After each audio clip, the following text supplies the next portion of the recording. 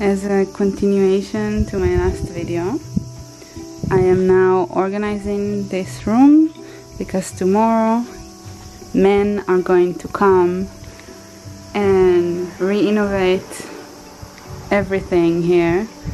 They're going to take out the tatami mats and replace it with wood, like over there, and they're gonna take off the ceiling.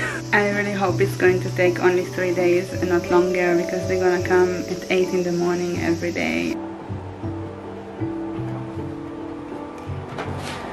This is a few days later and everything is done. I also have a new haircut. It's really short and it also smells strongly of fresh wood in this room right now. So yesterday I was in the city, which means I took the train and it took me about an hour to get to a really cool area to go to an 8 floors amazing dreamlike art store. And I went there in order to buy paper, like handmade paper, but they didn't really have the paper I wanted, so I bought other things. I thought I will just show you some of the very particular things that I got. So the main reason I don't really remember what I got is because there's a tendency in Japan to wrap everything like this or put them in a box. So yeah, I know this is wood blocks that I got. Look at this cat. It's just 2 really cheap wood blocks, small wood blocks that I need to open like a Christmas present. I ruined it. It's a nice paper. This is the name of the store. And these are the wood blocks I got that I'm going to carve and make stamps from.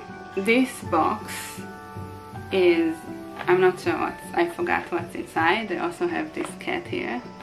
Let's open it. So I have my Kuratake watercolors. These are a Japanese brand of watercolors, and I have like 3 or 4 palettes of different Kuratake watercolors. But I got these single ones of colors that I feel like I already used all of them and I don't have them anymore in my palette. Can you see? Yes. I really love those watercolors because they are, the consistency is very thick and it's almost like gouache or ink or something in between, so I can actually get a lot of paint, and usually with watercolors you can't get a lot of paint. So the next thing that is in the box are little stamps, I mean cakes for stamps. You know, it's like inks that I can put the stamp I make in, and then I have colors. I also got these paints, that I see all over the place in Japan. This is another Japanese brand specifically for painting on fabrics, and I did start painting on fabrics a little bit, and I think this will be good to try. Again, I only got 3 colors to try them out, and I love these colors. It's very similar to the stamp colors, and we'll see if I like them, and then maybe I'll get some more. What else?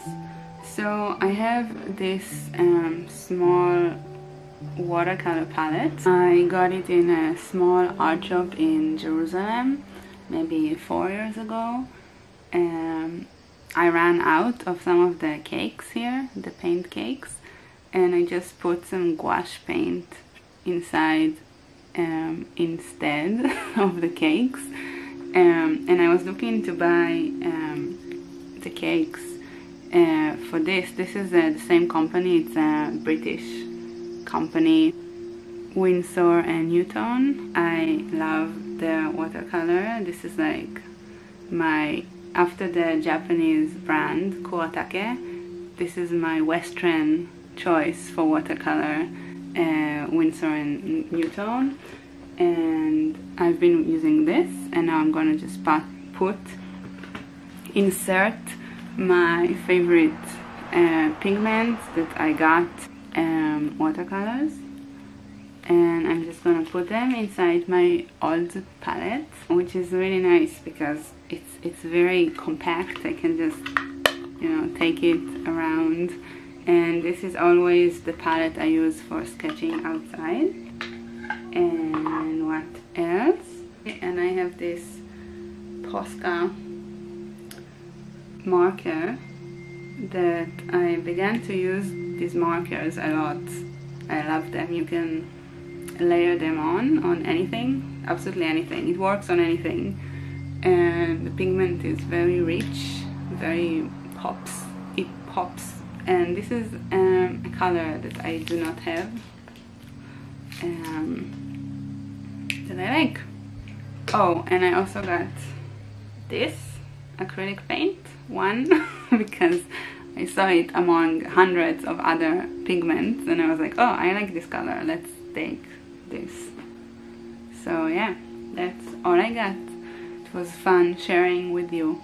It's not really related, but another thing that I ordered online actually, is date syrup. I haven't eaten it with anything for a year and a half maybe. Usually I put it on bread or on tahini that is on the bread or other things. I'm going to read what is here on the back. It's gonna sound a bit horrible, I'm sorry. Who is the date lady? She's the date aficionado. I don't know what this word is. And her ingredients are pure and simple. You can count on every product she brings to your table to taste great and include only high quality real food ingredients. Oh, I miss those American hippie food stuff. While you are watching me making this Rosh Hashanah card painting, I will be talking about some things. On this stage, I am here sketching with a pencil. I'm almost suffering. I mean, I'm not really suffering, of course, but I just don't enjoy pencil as much as I enjoy paint or inks. I know a lot of people feel the opposite about it, but in my case, until color gets into the picture, the image, I'm not really having fun.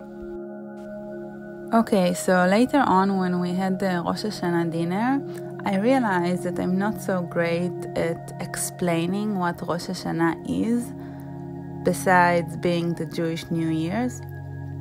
So I'm going to try and explain at least the things I am painting here in this painting.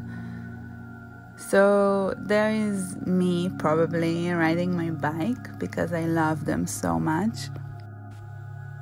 The main fruits of this holiday are pomegranates and apples. Apple is being eaten dipped in honey to symbolize the sweet new year we are going to have. And pomegranates usually symbolize all sorts of things, but here I believe it symbolizes fertility because the pomegranate has many seeds.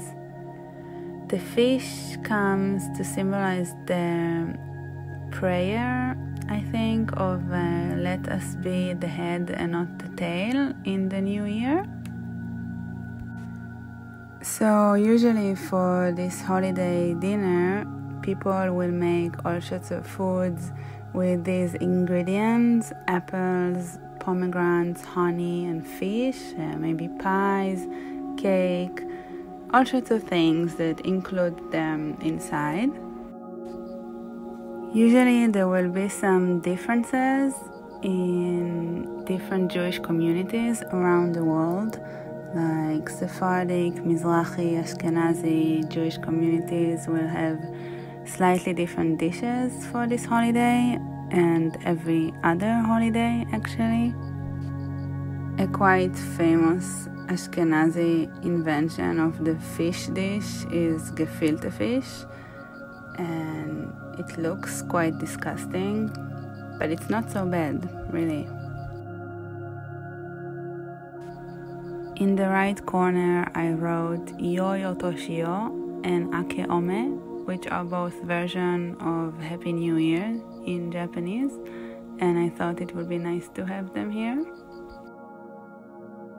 Living in Japan for almost a year and a half now, and in a small town by Tokyo, where I spend most of my time because of Corona, it's really distancing you from, everything you know.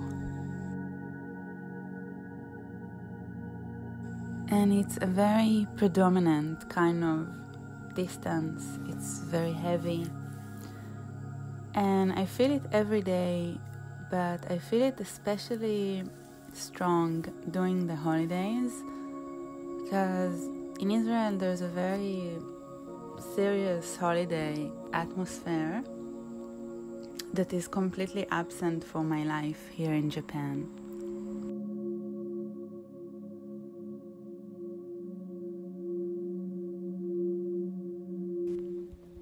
This holiday and a lot of other Jewish holidays have a lot of connections to agriculture, society, and harvest times thousands of years ago in the Holy Land.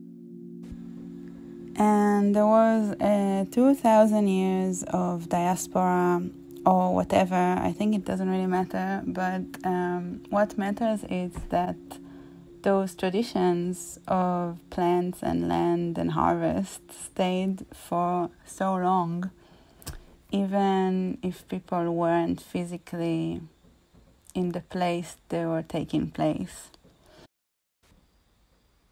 And I think painting this in Japan really helps me feel a bit more at home. I ended up talking about many things I was not planning to talk about, and I feel like I have not mentioned many important facts about Rosh Hashanah, but I hope it makes a little bit more sense to those of you who didn't know much about it. Hello, Shalom. Today is Erev Rosh Hashanah, the night of Rosh Hashanah, the Jewish New Year. And I thought I would do it with some other Israelis or Jewish people that are in Japan, but that's not what's happening because of Corona, and I guess because I don't know. And yeah, so I didn't really know what to do with myself, and I thought I would be very sad not doing anything for the new year. So I decided to just invite some friends, non-Jewish friends, to my house and have a small dinner. I'm trying to cook some things. I'm thinking of just going to some garden next by that I saw a pomegranate tree and take one from the ground. And very soon I'm gonna have a Zoom call with my family and say Happy New Year and Shana Tova and all of this. And I'm happy I took this initiative to just invite some friends and do it, because it makes me happy. Because it's hard to be far from family and holidays and stuff that I'm used to and not celebrate them. So you can always celebrate them. It doesn't matter if it's a bit different than how it should be, because what is what, how they should, like, what is how it should be. Shana Tova. Seitan, that's what you're talking about? לא, לא סייטן, ריחן זה היה, ריחן. לא, זה היה מעבר לצומת.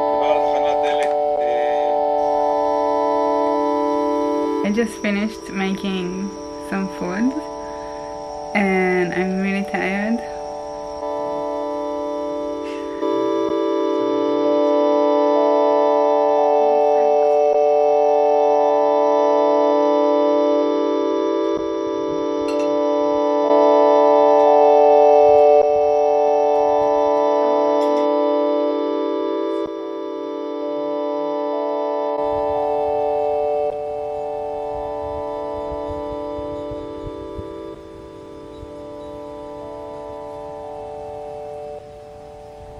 Good morning. Good morning.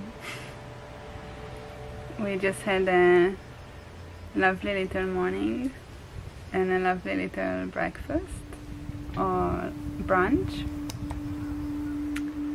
and after we were so tired yesterday, we're much less tired now, I feel. No? Yeah. And now it's a great relaxing Shabbat on the balcony with Katie. We are going to try this interesting thing that is 5% alcohol and 80% mikan juice. Yes, that Katie brought from the combini yesterday, and it looks so orange.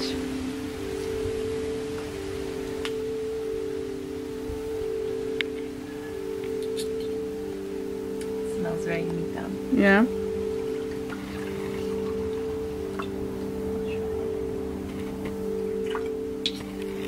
Give it a go. Let's give it a go.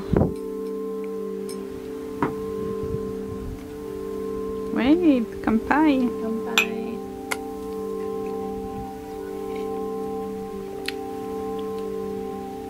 It's like orange juice with alcohol in a pretty butter. Lovely. No? Yeah, but the little salty, bubbly. A little fun.